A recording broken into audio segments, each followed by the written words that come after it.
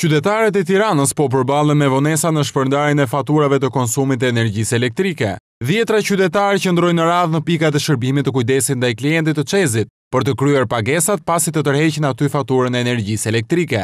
Konsumatorët ankohen se këto fatura nuk u dërgohen në banesë, gjë që i detyron ata të shkojnë në pikat e shërbimit për të tërhequr dhe paguar. Në shtëpi nuk na vin fare një. Fare. Lëm punën tani edhe të vim të marrim faturat këtu sepse atje te rrugë Durrësit nuk na pranojnë pa fatura.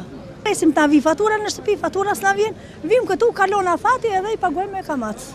Nuk më ka ardhur, mua nuk më vjen.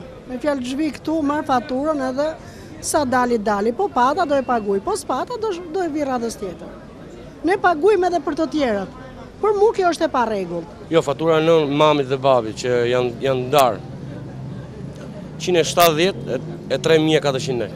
Fatura rrohet që në koja tani pagoja 34.000 lek plus kamat, sepse nuk e bin dot faturën ke shtëpia. Ku ta ankohesh e motor, kudo që të shkosh, s'ka problem ta komisoj rast tjetër, do ta bi zero, rast tjetër ke dobje 220. Janari s'na ka ardhur.